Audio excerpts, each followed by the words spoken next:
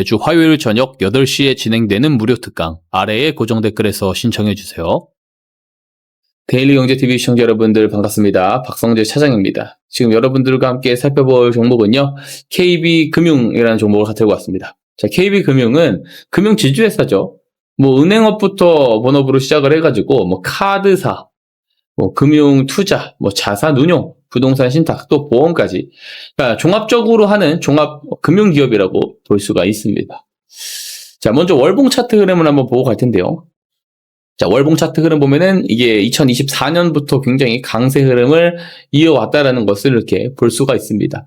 24년도 요때는요 53% 올랐습니다. 종가 기준으로 53%대 올랐어요. 이상 오른 겁니다. 그리고 작년에도 50%대 올랐습니다. 작년에도. 그리고 올해도 벌써 50% 가까이 올랐습니다. 40% 한번 초반 정도 지나고 있는데, 그러니까 매년 이렇게 50%씩 오른다라는 것은 복리로 보면 엄청난 수익률이라고 볼 수 있죠. 그래서 업종 차트랑 한번 비교를 해볼 건데요. KB금융은 코스피 금융으로 엮입니다. 그래서 코스피 금융 한번 흐름을 보면 강해요. 작년도 보면 그렇고 올해도 그렇고 다 함께 좋았습니다. 금융주들이. 왜 그러냐면 아무래도 기본적으로 KB금융도 증권사가 있죠. 아무래도 시장이 지금 어떻습니까? 작년 올해 굉장히 강하잖아요. 그럼 뭐가 늘어요? 이 거래 대금이 늡니다. 그러니까 시장의 체급 자체가 달라요. 저도 많이 놀란 것은 이게 제가 이제 봤었던 14년도, 15년도 때 그 시장 당시의 그 분위기에서 터졌었던 거래 대금, 그리고 17년도, 18년도 때 거래 대금. 저는 다 그 역사를 기억을 하거든요. 그래서 그때 이제 당시에 금융위기 이후에 펼쳐졌었던 그 쭉 1일 평균 거래 대금에서 언제 사이즈가 한번 크게 늘어나냐면 코로나 때 이후에 있잖아요. 막 정부가 이제 재정정책이라든지 중앙은행이 통화정책 펴면서 굉장히 양적 완화를 강하게 하면서 QE를 많이 하지 않습니까? 돈을 잔뜩 푸니까 시장이 굉장히 강했어요. 이때 거래 대금 사이즈가 엄청 늘어났거든요. 요때 이제 한 체급이 많이 올라갔다 생각을 했고, 그리고 작년 올해 굉장히 체급이 더 가파르게 오르고 있는 부분들이 느껴집니다. 이게 아무래도 반도체 사이클이 굉장히 강하다 보니까 시장에 대한 체급 자체가 많이 올라가고 거래 대금이 많이 늘어난다는 건 뭐예요? 거래 수수료를 받아먹는 이 증권사들, 그죠? 브로커리지 수익이 굉장히 클 수밖에 없다는 거죠. 자, 최근에 이 주가 한번 흐름을 볼까요? 주가 흐름 좋죠? 최근에. 누가 사고 있냐면 기관들이 열심히 사고 있습니다. 최근 보면은 기관들이 열심히 사주는 쪽이 올라가는 그런 경향들이 크죠. 그래서 매수가 계속 들어오는지 그 부분도 되게 중요할 것이다라고 생각이 되어지고요. 우선 올해 2분기 EQ 실적이 2조가 넘을 수 있다라는 이런 이야기도 나오더라고요. 그래서 2분기 중에 이제 국내 증시의 거래 대금이 굉장히 급증을 했죠. 변동성이 굉장히 크지 않았습니까? 2분기에? 변동성도 크고, 전쟁 끝나고 나서 3전 하이닉스 굉장히 더 가파르게 달랐어요. 지금이라도 사야 되나요? 그렇죠. 그러다 보니까 이 KB금융 같은 경우도 KB증권이 있습니다. 상장되어 있는 주식은 아니에요. 왜냐면 100% 지분을 KB금융이 가지고 있거든요.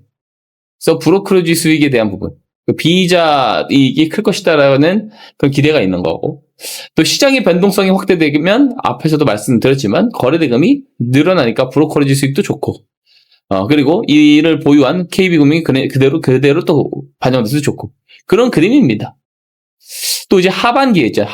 하반기 지금 넘어왔습니다. 7월에. 그래서 8,500억 원 이 규모의 추가적으로 자사주를 매입하고 또 소각할 수 있다. 이런 분석도 어쨌든 증권가에서 나오고 있습니다. 그럼 상반기 때 이미 1조 2천억 원 정도의 자사주를 매입했거든요. 그렇기 때문에 미래에셋 증권 여기서 이야기하는 거 예측대로 하면은 2조를 달성을 하게 되는 거예요.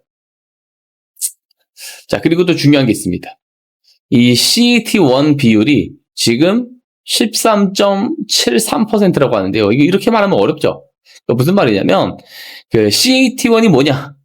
되게 쉽게 말할게요. 그러니까 은행이 만약에 그 부도라든지 경제 위기를 맞았어요. 그러면 이거를 대비를 해가지고 금고에 재워둬야 되는 알짜배기 비상금이 있어야 됩니다.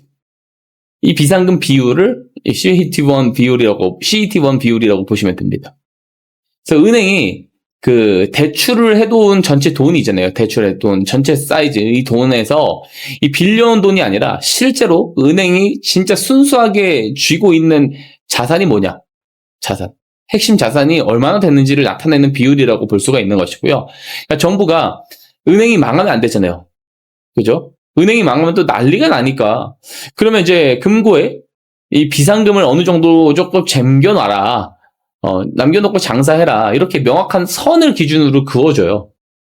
그래서 이 기준선을 만약에, 넘기지 못하면 은행은 이제 주주들에게 배당을 주고 싶어도, 그죠? 이 배당 성향을 높일 수가 없어요. 왜? 정부 눈치를 봐야 되기 때문에. 반대로 이 기준선을 훌쩍 넘겨서 비상금을 채워놓으면 어때요? 정부 규제와 상관없이 마음대로 쓸 수 있는, 이렇게까지 좀 비약적으로 말하면 그런데, 어쨌든 여윳돈이 생긴다라고 볼 수가 있고, 현재 한국 시장에서, 금융시장에서 이 금융 지주사들 있죠? 이 지주사들이, 이 정도면 정부 눈치 안 보고 주주들에게 돈을 무난히 나눠줘도 돼. 라고 합의한 기준선이 보통 13% 정도 된다라고 합니다. 근데 어쨌든 KB금융은 이 CET1의 그 비율이 13.73%라는 거죠. 긍정적인 포인트라는 거예요.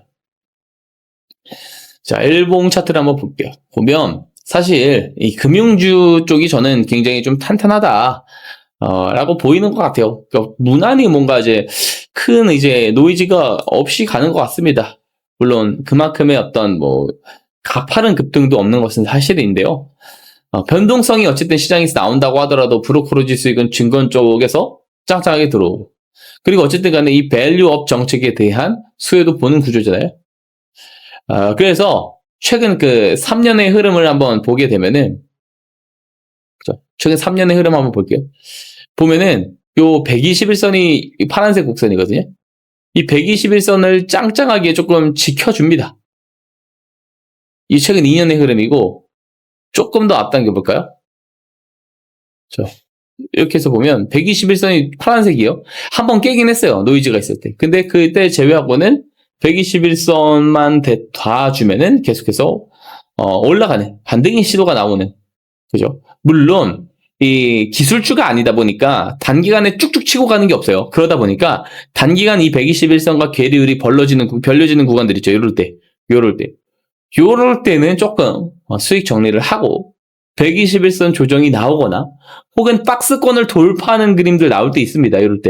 요럴 때 접근하는 게 항상 좋은 결과값을 주어왔다라는 그런 데이터를 보시면, 어쨌든 참고를 하시면 좋지 않을까. 절대적인 건 없습니다만, 어쨌든 이러한 어쨌든 모멘텀이 무너지지 않으면 당분간 이러한 패턴들이 지속될 가능성은 있다라는 거죠.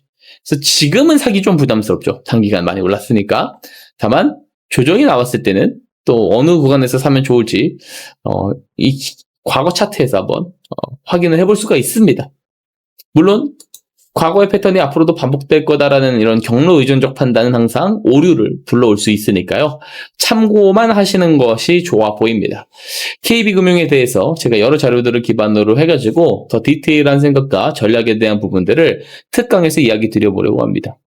매주 화요일 저녁 8시마다 온라인 특강 진행하고 있는데요. 이 영상 고정 댓글에 특강 신청 링크 남겨놨습니다. 오늘 특강하는 날인데 이 링크 타고 들어오셔서 신청해 주시면, 신청 주신 분들에 한해서 만약에 이번에 참여 못 하시는 분들은 또 다음 주 화요일에 또 이제 저희가 특강 링크 라이브 영상을 안내 드리겠죠.